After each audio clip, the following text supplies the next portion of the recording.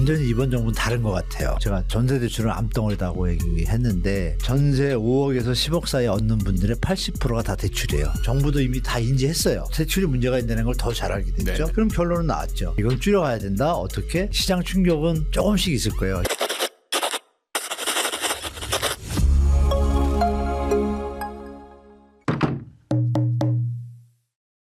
제 영상에 보면 이제 구독자분들이 모든 문제점의 핵심이 전세 대출이다. 네. 이렇게 이제 보는 분들이 네, 꽤 많습니다. 네. 근데 드디어 이제 정부가 비거주 1주택자의 전세 대출을 제한하는 방안도 검토 중이다. 네. 이렇게 이제 보고 있는데 이 대출액만 13조 원에 달한다고 하는데 네. 이렇게 되면 어떤 영향이 좀 생길까요? 이건 역대 흐름에서 보면은 문재인 정부 때도 전세 대출을 좀 줄이고 그런 적이 있어요. 네. 있는데 이게 갭 투자의 어떤 큰 비중을 많이 차지합니다. 실제로 서울에서는. 지방은 서울보다는 덜한데. 근데 전세 대출이 저는 한 6, 7년 전부터 제가 전세 대출은 암덩어리다고 얘기했는데 많은 분들이 한 6, 7년 전에 인식을 못했어요. 그렇죠. 그리고 네. 언론에서 또 뭐라 그랬냐면 전세 대출을 없애야 된다고 제가 얘기를 드리면 주거사다리 끊긴다.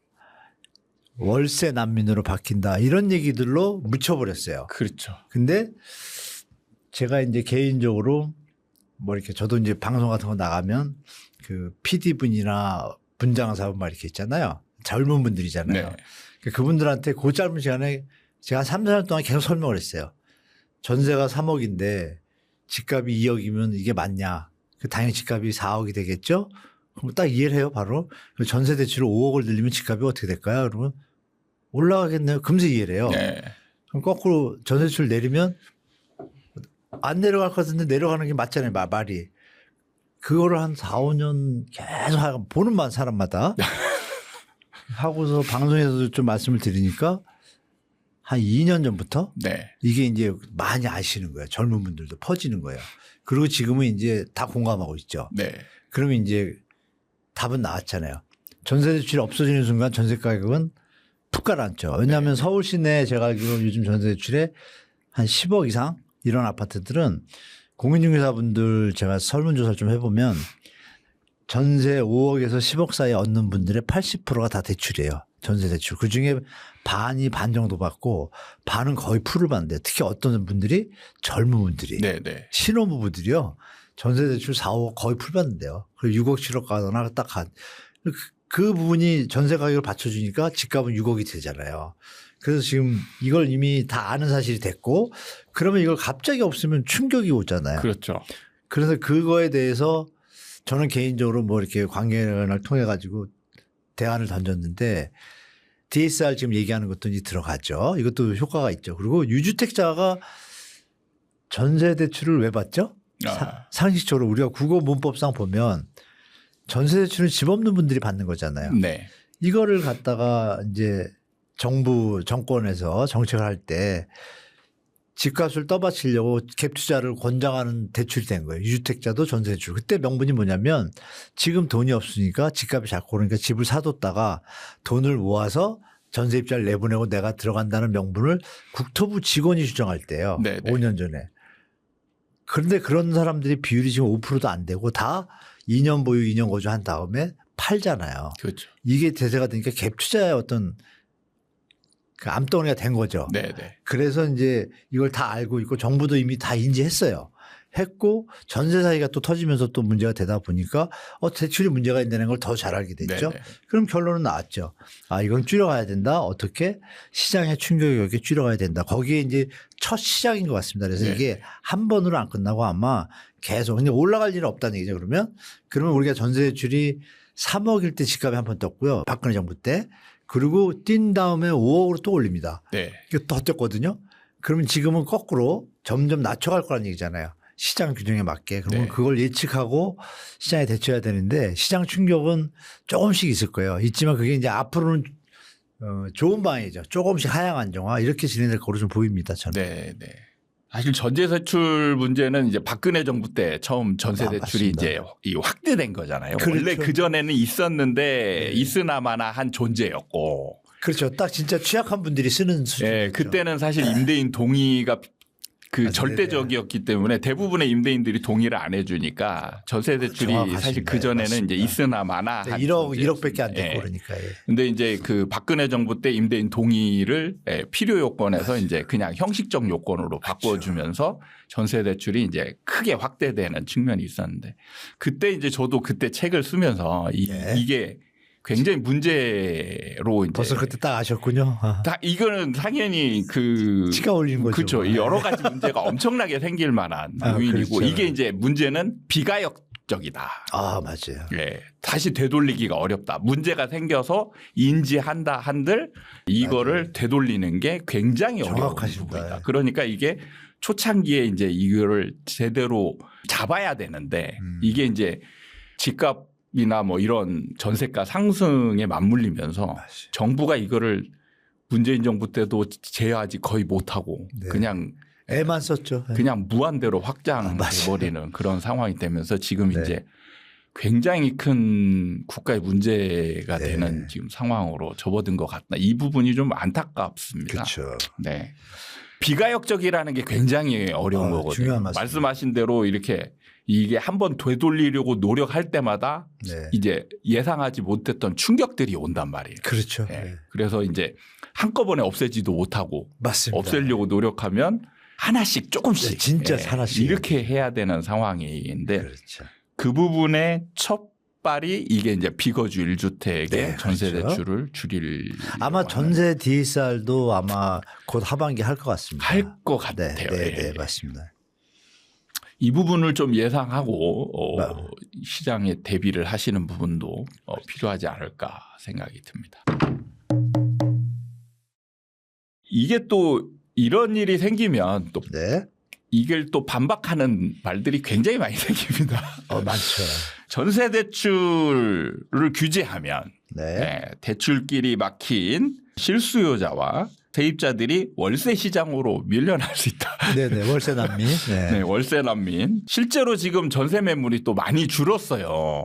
네, 그걸 그렇죠. 가지고 네. 이제 또 위기감을 북돋는 사람들이 많은데 실제로 이렇게 되면 이제 월세 폭등이 일어날지. 지금 시장 상황을 보면 사실 지금 전세 순간적으로 일시적 전세난인 거 맞습니다. 네. 수도권도 그렇고 서울 일부 선호단지들도 전세 매물이 거의 없어졌죠. 근데 그게 공인중개사분들 일부 뭐 담합이라고 뭐 확실하게 단정 지을 수는 없지만 근데 흐름이라는 게 있잖아요.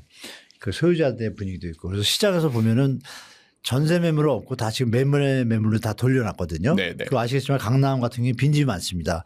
그 다주택자가 그 세입자가 있을 때 6개월 내에 전입을 해야 되니까 그 부분 때문에 못 파는 걸 대비해 가지고 나중에 한 3월 초인가요? 그때 다주택자 세입자의 임차 기간도 인정해 주면서 팔 수 있도록 했잖아요. 네네. 근데 그 전에는 세입자가 6개월 내에 전입을 해야 이게 담보대출이 되니까 이걸 갖다가 집을 갖고 있는 사람이 급해서 팔아야 되는데 세입자에서 못 파니까 돈 주면서 내보냈단 말이에요. 네네. 그게 초반기잖아요.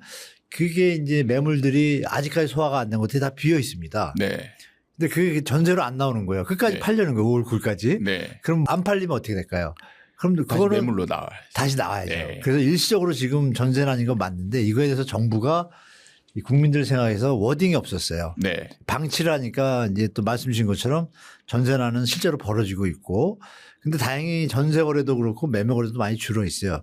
말씀하신 대로 월세로 넘어가는 비중이 많아졌거든요. 그러다 보니까. 네. 근데 그 중에 우리가 생각할 게 5월 9일이 딱 끝나면 물건은 좀 완화가 될 거라는 거 보이잖아요.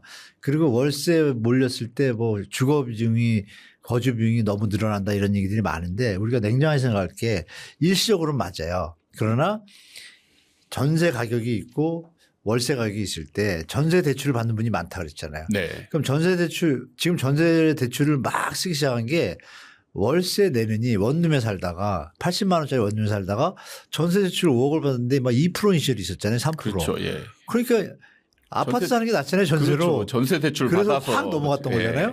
근데 지금은 전세대출 금리가 올라가니까 부담되니까 다시 월세로 가시는 거잖아요. 예. 이동이 되니까 그런 거고 그럼 만약에 금리가 낮아진다 그러면 다 또 전세로 넘어갈 거예요. 비싸도 그죠? 네네. 그게 균형을 맞춰가잖아요. 그러면 월세로 밀리는 시기가 있고 넘어오는 시기가 있는 그 기준이 금리 변동도 있고 시장에서 그럼 결국 균형을 맞출 거 아니에요. 소비자들은 똑똑하시니까 비용 면에서 적은 데 찾아가잖아요. 그럼 월세로 막 몰려가다 보면 어느 시점에서 전세 비용보다 월세 비용이 높아지면 얘는 더 못 가죠. 네. 그러면 이쪽으로 다시 넘어오잖아요. 그렇죠. 그러니까 균형점이 시간이 가면 맞춰지는데 전세 가격이 만약에 내려간다고 생각할게요. 그럼 비용이 줄잖아요. 그럼 네. 넘어가겠죠. 그러면 정부가 지금 추진하는 전세 DSR이나 유주택자 전세 대출을 줄이면 어떻게 돼요?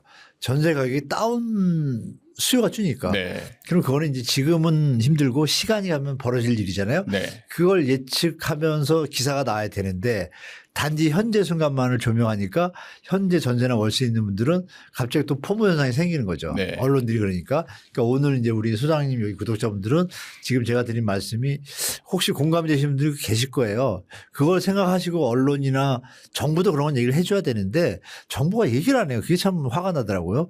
제가 이런 얘기 할 게 아니라 정부가 좀 이렇게 국토부 이런 데서 얘기를 해주면 네네. 좀 저는 이해가 되고 좀 안정될 것 같다 뭐 이런 생각하고 있습니다. 네. 그러니까요. 그 생각을 하는데, 네. 그러니까 저도 그 우리 구독자들한테 매번 말씀드리는 게 예. 현재 기준으로 변하지 않는 현재 기준을 대비해가지고 미래를 그대로 예측하면 안 된다. 아, 정확하게 네. 역시. 변화하는 거잖아요. 그러니까 제가 소장님 존경하니까요. 그러니까 말씀하신 대로 네. 지금 일시적으로 월세 선호 현상이나 몰림 현상은 일어날 수 있는데 네, 맞아요. 그렇게 되면 다시 전세가가 또 낮아지거든요. 그렇죠. 그러면은 그 사람들이 이 임대 비용으로 따졌을 때 전세가 훨씬 유리하게 되면 다시 또 전세로 넘어가죠. 옮겨가고 맞아요. 이게 이제 왔다 갔다 한단 말이에요.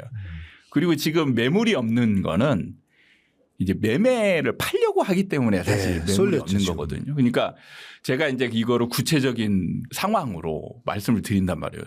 만약에 네가 집을 가지고 있는데 집을 팔려고 내놓는다. 그러면은 부동산에 매매 매물은 내놓고 그렇죠. 임대 매물을 안 낸다. 맞아요. 지금 그래요. 임대 매물을 안 내놓는 거죠. 그러면은 원래는 임대를 내가 놓으려고 했으면 임대 매물이 나와요. 맞습니다. 예. 임대 매물은 없어지고 매매 매물이 나오는 그렇죠. 거죠. 그리고 이게 만기가 되거나 뭐 아니면 나가고 일정 기간 동안 지나서 그때까지도 안 팔리면 네. 결국엔 다시 이게 임대 매물로 그렇죠, 전환되는 그렇죠. 거거든요. 예, 맞습니다. 그러니까 그래서 임대 매물이나 매매 매물이 이렇게 서로 이제 서로 왔다 역사이클을 그리면서 이렇게 왔다 갔다 하거든요. 맞습니다. 예. 예, 그거를 일시적인 현상에 전세 매물이 지금 확 줄었다라고 해서 이게 전세는 아니냐. 그렇지도 않거든요. 전세 종말 얘기까지 하는 사람도 아, 있더라고요. 예. 별 사람 다 있더라고요. 그러니까 그런 걸 가지고 막 네. 그 사람을 자극 선동하는 그렇죠. 예. 이런 게 지금 굉장히 그리고 그거 상황을 좀 제대로 모르는 사람들은 그 그렇죠. 말에 선동이 돼서 맞습니다. 예. 이제 굉장히 비싼 가격에 전세를 얻거나 아니면 매매로 돌아서거나 이런 사람들이 이제 생겨날 수 있는데 그 부분을 좀 명확히 메커니즘을 파악하는 게 중요하지 않을까 맞습니다. 싶습니다. 지방선거가 얼마 안 남았는데요. 네, 얼마 안 뭐 남았죠? 사실 사람들이 대부분 선거다 그러면 이제 일단 생각하는 게 부동산의 호재성 공약들이 나올 것이다. 네. 네. 그리고 그 때문에 이제 또 집값은 들썩일 것이다. 네. 뭐 이런 생각들 전방들을 많이 하잖아요. 이제 그렇죠. 그러면 이 시점에 어떤 정부의 대책이나 뭐 이런 네. 것들이 좀 나올 가능성이 좀 있나요? 그러니까 소장님 말씀대로 그동안 우리가 뭐 살아오면서 선거가 있으면 하여간 부동산 호재 정책이 다 나왔었죠. 근데 지금 나올 시기가 지났다고 봐요, 저는. 네. 그 얘기 뭐냐면 완전히 이번 정부는 다른 것 같아요. 아, 뭐 나온 게 없어요. 이번에 나온 게 없고 국힘도 마찬가지예요. 네네. 재건축 재개발 활성화 이거는 뭐 예전부터 나왔던 얘기니까 별 의미가 없고 네네. 그리고 던질 게 없습니다. 도리어 뭐 장특공제 폐지 역으로 나오잖아요. 아, 예. 그러니까 시장에서 예측할 수 있는 대책이 제가 볼 때는 반대 대책이 나올 것 같아요. 아, 공급에 대한 대책, 분양가에 대한 대책 나온다라면 네네. 그러면 이거는 부동산을 띄우는 게 아니라 이게 보니까 표계산이 좀 끝난 것 같아요. 아, 표계산이 서울에 임차인이 50%가 넘잖아요. 그 유주택자들 중에 이제 성인 자녀가 있는 분들 있잖아요. 이분들은 집값이 더 오르는 걸 바라지 않는 거예요. 자기가 벌어봤자 제로섬이잖아요. 자식할 때 둬야 되니까. 그러니까 자식이 둘이면 이거 손해인 거예요. 그러니까 이런 분들의 표를 대충 계산해 보면 어때요? 집값이 더 이상 올라가면 안 되는 거예요. 이런 분들이 더 많아지다 보니까 지금은 키우는 정책보다 도리어 내리는 정책인데 내리는 정책이 충격을 줄까 봐 약간 여당은 지금 뭐 장특공제도 검토한 바 없다라고 발 빼잖아요. 그러니까 충격을 완화시키려는 수준에서만 멈추는 거지 세게는 안 나온다는 얘기예요. 그럼 결론은 더 띄우려는 정책은 지금 나올 상황이 아니라는 거죠. 그래서 이번에는 제가 살아왔던 역대 부동산 지방선거 중에 호재성 공약이 제일 없는 때일 것 같다라고 저는 보입니다. 예.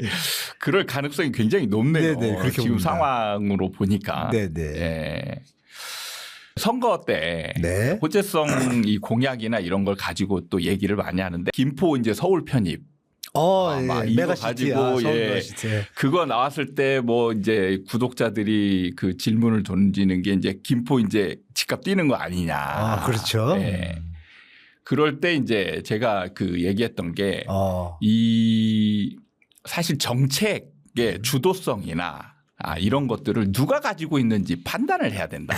이게 사실 지방선거나 국회의원 선거나 이런 게 이제 남발성으로 나올 수 있는데 그 사람들이 정책을 제안을 할 수는 있지만 결정을 지을 수는 없거든요.